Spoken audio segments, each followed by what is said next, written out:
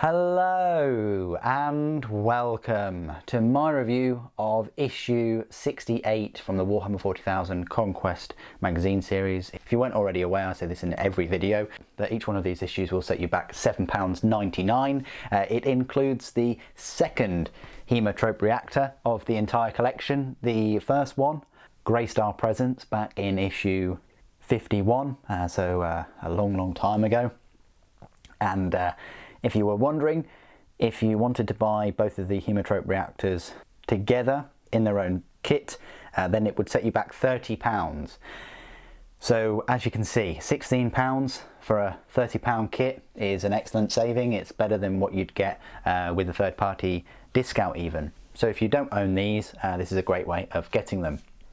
We're going to have a look at the scenery piece in a moment and compare it to other scenery pieces, but let's just have a little recap at the magazine itself. I may have gone through this day before, but this is the way I like to do these reviews. So it talks about the annals of the Space Wolves, the saga of Waning, Iron Hand successor chapters.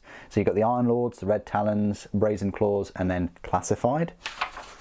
Then you've got the Moirai Schism with the Sons of Medusa there. Forces of the Eldari, Harlequins. A nice showcase of them, some beautiful models. In my opinion, one of the most difficult armies to paint. And then another showcase there. Silver Templars, Lieutenant Keltos. And then you've got a sword there called Mercy, the personal power sword of Asian Keltos, and then how to build the Hemotrope reactor.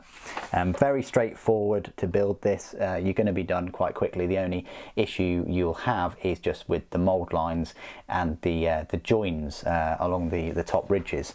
How to paint it. They have undercoated it with lead belcher. I would suggest you spray it with the lead belcher spray. Citadel do a fantastic metallic sprays. They are a bit pricey, but you get a nice even coat, and it means that you can then wash it with Nuln Oil and dry brush it with Necron Compound as they do later on. But they dry brush the Necron Compound over their gold pieces, which, yeah, it's up to you if you want to do that. But then they paint all the little icons and the skull itself and the valves. They do a really fantastic job, actually.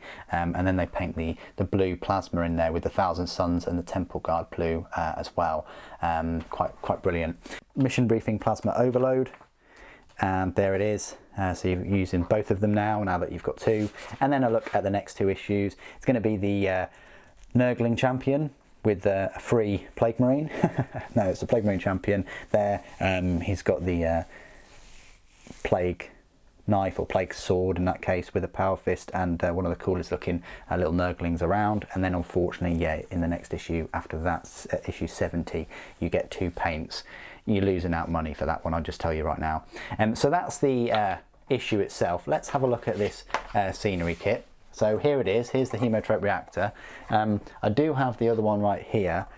They are exactly the same. There's no differences whatsoever with these two. It's just, I think in the kit for the £30 you just get two sprues duplicated, and one sprue makes one sprue makes the other. Would have been nice if they made two completely separate sprues and one was slightly different, but I understand these are just, you know, bulk made in the Forge Worlds and things, so they have to have some kind of continuity, I guess. But this is the Hemotrope reactors themselves. Could you have them joined together? Possibly. You could put them with the pipes. We're going to do that right now, actually. So let's have a look at all the scenery pieces, and I'll do some size comparisons with other 40k models. So let's just move one of those out the way and put some pipe work. I mean, obviously that's broken pipe work, so that's fine, but yeah, they have excellent compatibility with the current Promethean pipeline. So if you've got those from earlier in the collection, they work very well. Size-wise, compared to like one of the big stacks, it's still quite high structure. I'd probably say the second tallest terrain piece of the ones that you get in the collection. It's, yeah, with the stacks as well. Even the top reactor dwarfs most of the other terrain pieces. Cargo container look. It's kind of double, triple the containers, and even next to like a wall, an abandoned building wall, it's going to tower above it. So it will be a focal point, it will be a draw to you know, most of your troops and even dreadnoughts and things to get cover behind this thing. I don't normally go through the rules at this point in the video. It's very much counts in 9th edition as an industrial structure, where it would be scalable, breachable, dense cover, defensible. I would say it is defensible, and also I would classify it as dense cover. It's at least 3 inches in height, so you would be subtracting 1 from hit rolls for range weapons against it, and then there's no penalty for shooting at aircraft units with weapon characteristic of 18 plus. So that's the way I would work it. You would get your you know, your cover say from there too, possibly even unstable position if it's got some pipeline near it. So that's the way I'd look at this. Let's just go through some size comparisons with some 40k models. So I just so happen to have a Necron warrior right there, and my usual Imperial models that I like to use. So we've got a normal Space Marine, Legacy Space Marine, a Primaris, and a Slimarbo too. So that's where it stands up. It's pretty tall terrain feature, over the 3 inches tall. Here's a Feculent Narmal that I painted recently, and as you can see, it's much bigger than one of those terrain pieces. So there you go, that is my review of issue 68 for the Warhammer 40,000 Conquest subscription. Although I dislike the issues that come with just the scenery, I do think it's a decent saving, especially if you were after these 2 terrain pieces, to get a saving such as this from the 2 issues.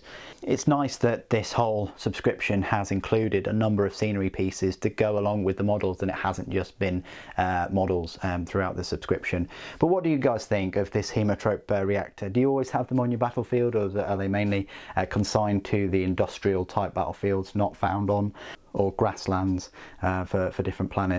Please do put your thoughts and opinions down below. As always, it'd be great to hear from you. Thank you ever so much for joining me today. Thank you for watching. The Emperor protects.